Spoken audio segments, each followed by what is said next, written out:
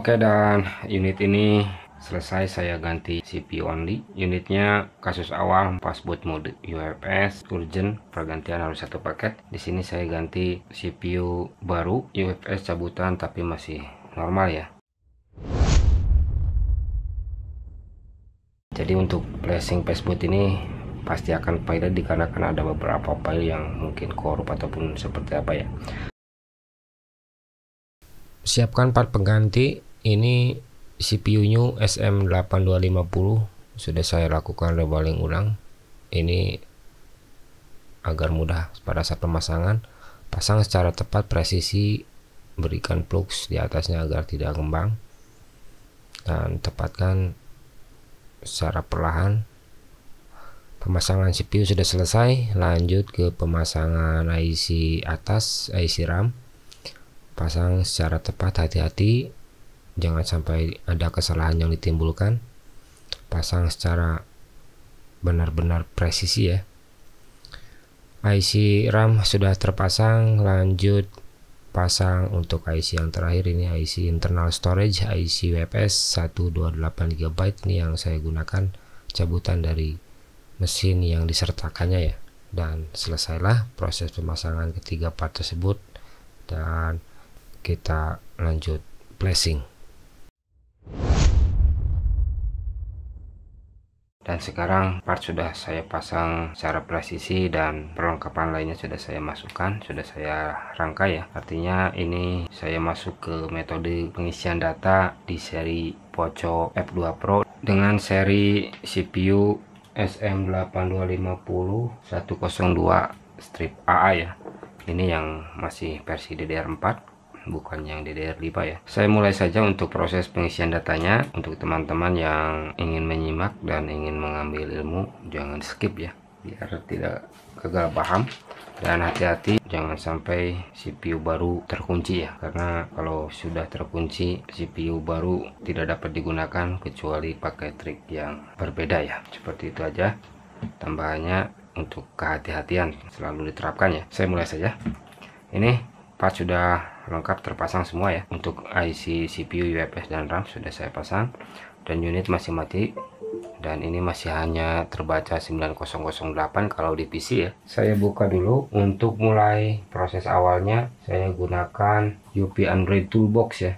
Nah, ini UP Android Toolboxnya sudah terbuka. Masuk ke brand, ini ada brand di sini ya, Xiaomi, platform Qualcomm, dan model Poco F2 Pro. Masuk ke tab Qualcomm. Di sini file hostnya otomatis mengikuti file yang sudah diekstrak ya. Klik identify dulu untuk memastikan bahwa part komponen semuanya sudah terpasang secara presisi. Ini SBL-nya masih 0, menandakan CPU-nya masih baru ya.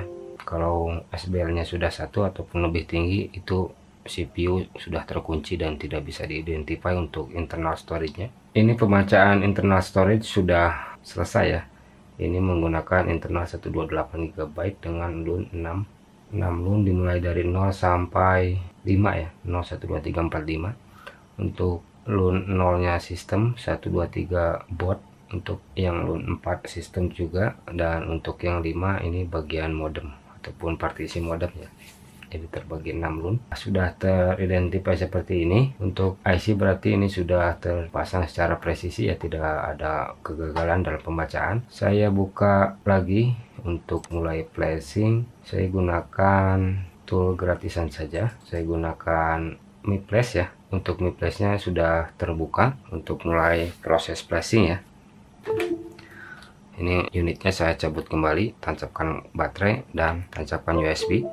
Nah, seperti ini sudah kembali refresh ya untuk dalam modenya. Setelah tadi saya lakukan identify VOP ya. Sekarang kita gunakan Mi Flash untuk pengisian file untuk menghidupkan unit ini. Jangan gunakan file CSC ya. Nanti kalau misalkan menggunakan file CSC, si CPU-nya akan terkunci ataupun akan ngelock. Meskipun pilihan dot di bawah ini ada 3, pilih clean all, sama saja semuanya akan ngelock. Jadi jangan sampai menggunakan file CSC kalau CPU new. Kalau CPU bekas ataupun CPU yang masih ori ya bebas. Kalau yang new jangan. Pilih firmware yang sudah diekstrak. Saya gunakan firmware versi 12.4 ya. Versi 12.4 sudah masuk, dan pilihan dot di bawah pindahkan ke clean all, jangan clean all and lock, nanti terkunci. Setelah semuanya ini sudah dipilih, klik refresh, pastikan kolom baris satu ini terbaca idle port ya, seperti ini. Dan kalau sudah seperti ini, tinggal klik play saja. Pastikan pada saat proses flashing ini tidak mengalami error disconnect ya. Pastikan proses flashing berjalan dengan sempurna. Proses flashing berjalan, saya tunggu sampai Mi Flash ini selesai mengisi firmware-nya ya.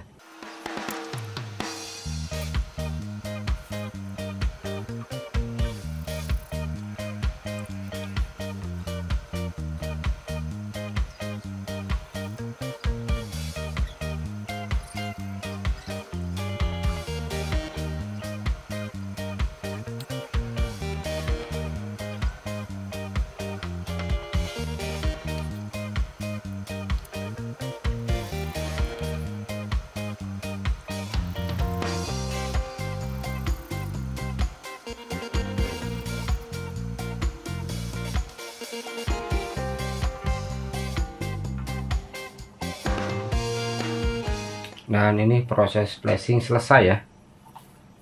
Saya lihat unitnya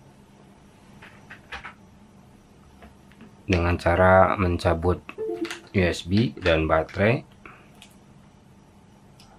dan tancapkan lagi baterai berikut USB. Diamkan sebentar, tunggu dia sampai nyala ya. Nah, ini sudah nyala dengan bootloader masih terbuka ini ya, terlihat. Kita tunggu sampai dia timbul logo charger seperti ini, dan on kan. Ini sudah saya on kan, dan kita lihat apakah dia masuk ke booting yang kedua. Nah, ini sudah masuk ke booting yang kedua ya. Artinya proses flashing dengan Mi Flash sukses ya.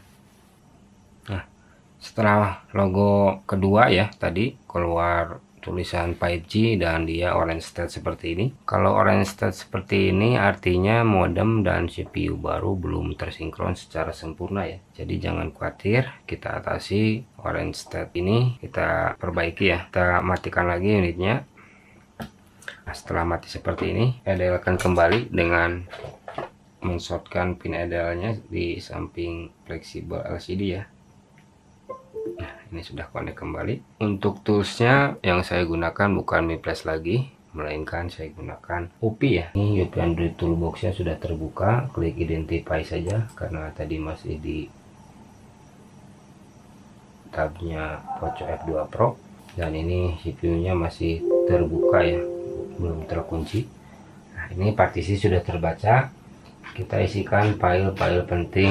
Di LUN 5 ada 1 2 3 4 5 6 7 ya, 7 partisi. Di LUN 4 ada 4 partisi, dan di LUN 0 ada 1 partisi. Ini semuanya sudah masuk ya, file penting untuk mensinkronkan antara CPU baru dan SDX asli ataupun SDX bawaannya ya. Kalau sudah begini tinggal klik write saja. Ini reboot after flashnya di checklist ya, biar bisa langsung menyala. Dan ini proses writing file sudah mulai berjalan, dan selesailah proses writing filenya ya. Unit pun sudah bisa masuk lagi ke booting awal, dan bootloader masih terbuka. Dan ini sudah masuk lagi ke booting yang kedua ya. Apakah orange state-nya sudah hilang dan sekarang sudah muncul MUI, artinya CPU baru dan SDX asli sudah tersinkron ya. Kalau sudah tidak muncul lagi orange state, kita tunggu sampai dia masuk ke pilihan awal bahasa. Nah, ini unit sudah masuk ke menu awal pilihan bahasa. Saya next sampai dengan selesai.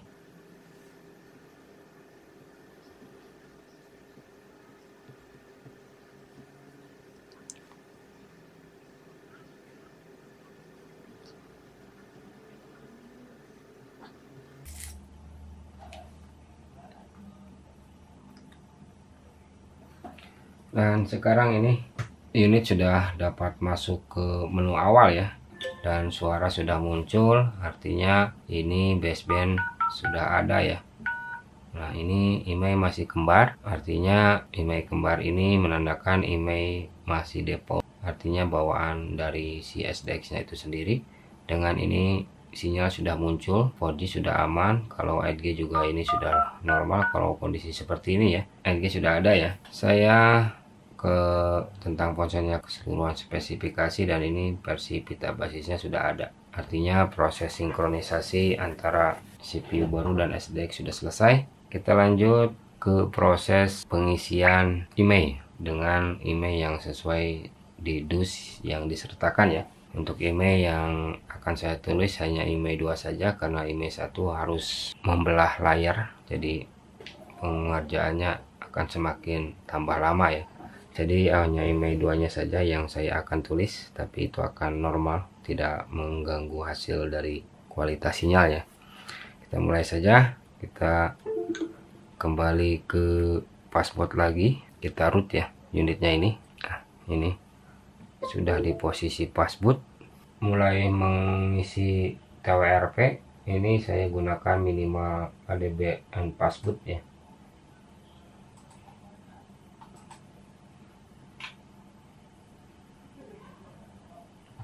Di sini ketikkan perintah password plus recovery dan isikan file TWRP-nya. Nah, ini sudah masuk ya. Klik enter saja. Sing TWRP. Kita lanjut, ketikkan lagi perintah password boot, tambahkan TWRP image-nya. Dan ini sudah masuk ya. Klik enter saja. Nah, sekarang TWRP sudah masuk dan unit pun sudah restart ya. Nah, dia sudah masuk ke recovery, sudah masuk ke recovery TWRP ya. Isikan dulu file Magis-nya. Kita masukkan file Magis, internal storage dari unit yang akan kita wrap. Nah, ini pilih Poco F2 Pro internal storage dan simpan di mana saja yang mudah dilihat ya. Nah, ini Magisnya sudah masuk, kita pilih install di unitnya ya, masuk ke download.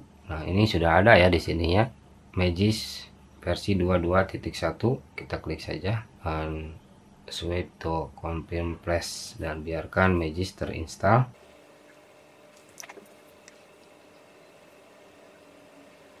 Ini Magis sudah terinstall ya, tinggal kita klik reboot saja.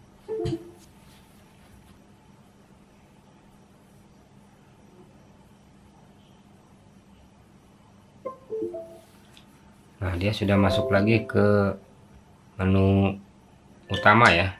Saya konekkan dulu ke WiFi agar bisa membuka akses rootnya.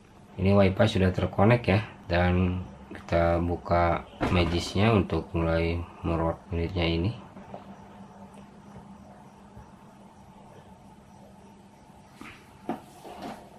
Nah, ini proses routingnya sudah selesai. Kita restart, menekan nyalakan ulang ya, artinya unit ini sudah terrouting. Sekarang sudah masuk lagi ke menu awal. Kita aktifkan ADB device-nya.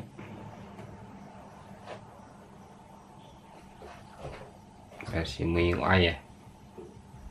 Klik beberapa kali sampai ada tulisan development, setelan tambahan dan opsi pengembang, aktifkan debugging USB.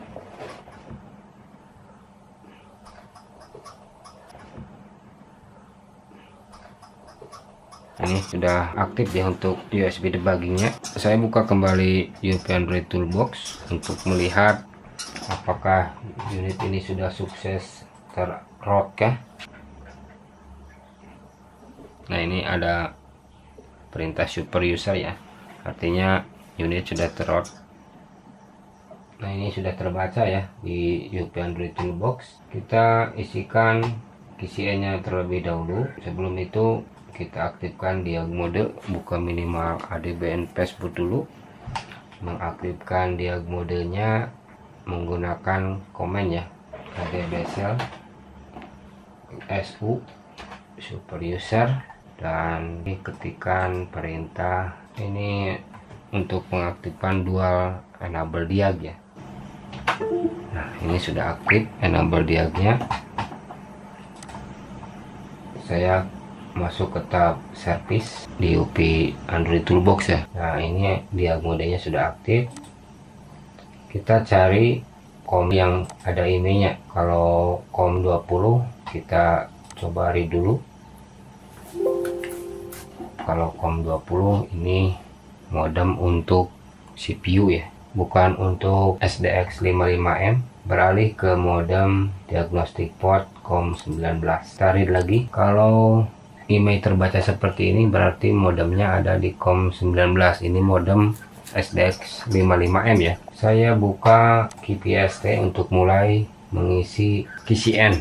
Ini kipil sudah terbuka ya. Tadi portnya samakan dengan yang terbaca di UPI, port 19.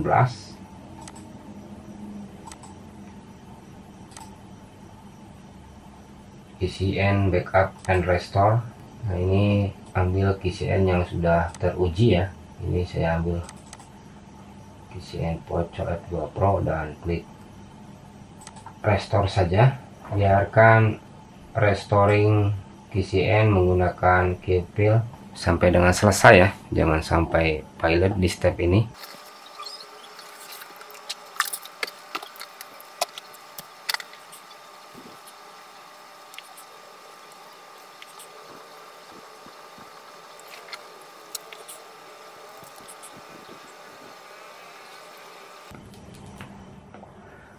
Writing KCN selesai. Saya reboot lagi unitnya ya.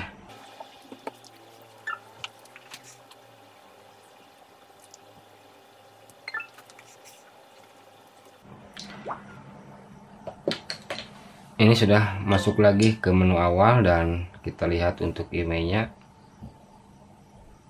Pasti email masih sama ya dengan yang tadi. Nah, ini email masih default sama seperti yang tadi.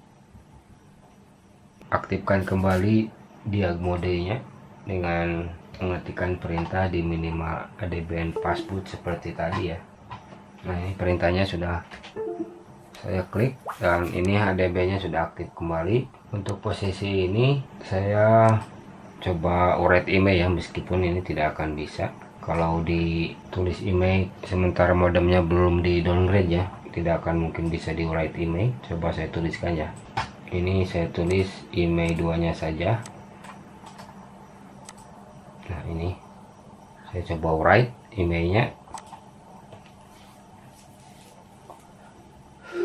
Nah, hasilnya akan file seperti ini ya. Jadi kita mesti mendowngrade dulu untuk modemnya. Saya matikan dulu perangkatnya. Saya flashing modemnya via ADL saja, tidak menggunakan passboot. Nah, ini sudah connect kembali. Untuk ADL modenya, masuk ke UP kembali ke tab flash, klik identify.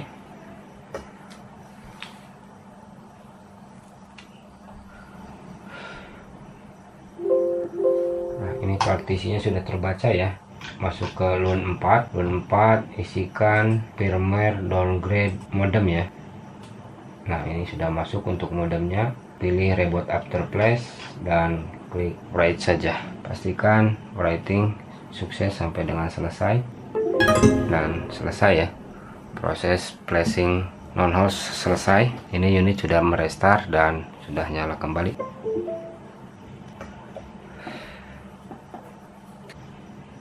Ini dia sudah masuk ke menu awal lagi ya, dengan suara pasti hilang kalau di downgrade modem ya, dan versi pita basis masih ada dengan email masih default ya. Ini masih default untuk emailnya. Tekan lagi perintah di CMD seperti tadi,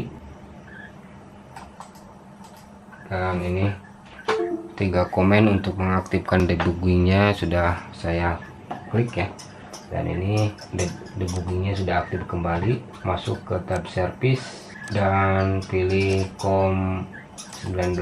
Ini sekarang sudah saya lakukan downgrade untuk modemnya, jadi tinggal kita isikan email yang terdaftar ya. Ini emailnya sudah terdaftar sesuai dengan dus. Untuk email 2-nya saja, ingat ini untuk email 2-nya saja, jangan sampai email satunya ikut ditulis, nanti harus membelah layar kalau ditulis email 2-nya karena RSID-nya ada di dalam lapisan layar kedua ya. Ini sudah masuk. Untuk emailnya klik right saja, jangan lupa untuk diagnostik portnya pilih yang ada emailnya.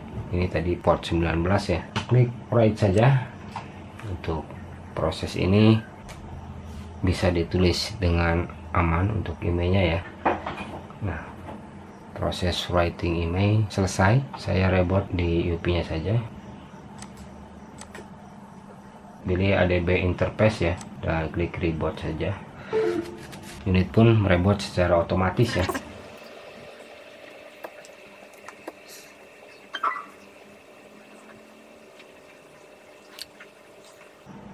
Nah, sekarang sudah masuk lagi ke menu awal dengan email. Ini posisi sekarang sudah bisa berubah. Untuk emailnya email 2 sesuai dengan email yang saya tuliskan tadi ya, 393 ujungnya. Nah, ini kondisi sudah bisa dipakai namun suara belum ada. Jadi saya reboot kembali untuk device-nya ini ke passboot mode. Reboot, kita isikan lagi non-host global. Nah, ini sudah di passboot mode ya.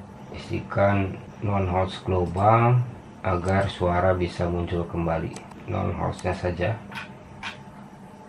Dan reboot ini 2 partisi seperti tadi ya. Ini sudah terbaca untuk port passwordnya ya, dan klik flash saja. Jangan lupa yang atasnya jangan pilih clean all and lock ya, pilih flash all saja dan klik flash. Proses flashing sudah mulai berjalan dan selesailah sudah proses flashingnya ini ya. Ini proses memunculkan suara pengisian non-host menggunakan non-host global. Nah, ini sekarang sudah benar-benar selesai. Unitnya sudah dapat digunakan kembali secara maksimal ya. Ini email dan yang lainnya sudah aman. Sinyal sudah keluar. Ini ya, sinyal sudah keluar, 4G sudah muncul. Dan untuk jaringan 8G ini saya coba cek. Nah, ini jaringan 8G sudah normal ya. Cek pulsa juga sudah bisa. Sekarang kita lanjut ke proses flashing ROM MIUI 12 ke ROM yang last update ya, biar bisa melihat hasil setelah dilakukan flashing apakah yang akan terjadi. Kita lanjut flashing saja. Kita mulai flashing dari MIUI 12 ke yang versi terakhir ya. Saya buka kembali untuk UP Android Toolbox nya, ini sudah terbuka ya, dan kita reboot to passboot untuk device nya.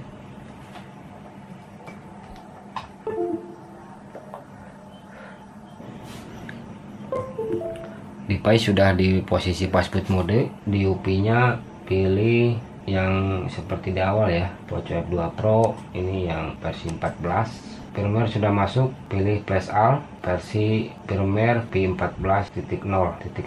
Ini checklist semua dan klik flash saja. Pastikan pada saat proses flashing ini tidak terganggu ya, dia harus tetap terhubung dengan sempurna, jangan sampai ada kendala. Kita tunggu sampai proses flashing ini selesai dan kita lihat hasilnya.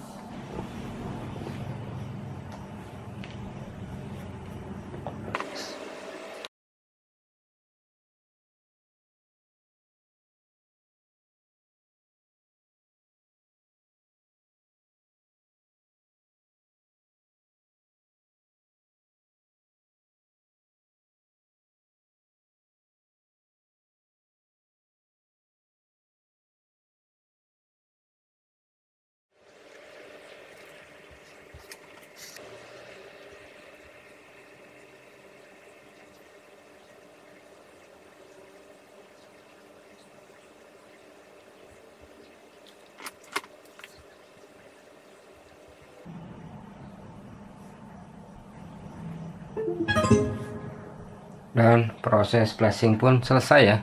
Kita tunggu sampai dia masuk ke booting, dan ini masih terbuka bootloadernya. Proses flashing aman, tidak mengunci bootloader kalau metodenya tepat ya. Ini sudah masuk ke booting yang kedua. Nah, ini sudah masuk ke pilihan awal bahasa ya. Saya next sampai dengan selesai.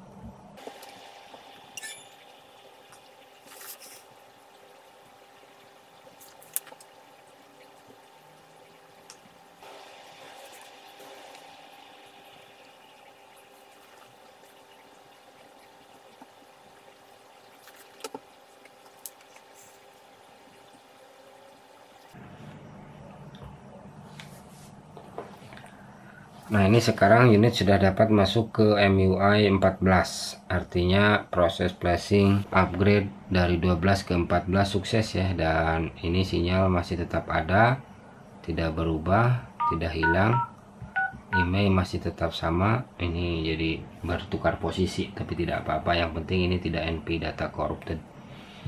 Dan versinya ini di 14.0.1. dan selesailah sudah proses software after replace CPU-nya SM8250 102AA ya, yang mana CPU ini masih menggunakan RAM DDR4X ya. Untuk fungsi kamera dan lainnya ini aman, tidak ada masalah. Untuk kamera depan aman, tidak terkendala ya. Kompas masih aman, dan mungkin begitulah prosesnya. Jadi untuk tambahannya, CPU baru penanganannya harus ekstra hati-hati, jangan sampai ada salah langkah biar tidak mengunci CPU baru tersebut ya. Kurang dan lebihnya silahkan koreksi di kolom komentar. Video ini saya akhiri, sekian dan terima kasih.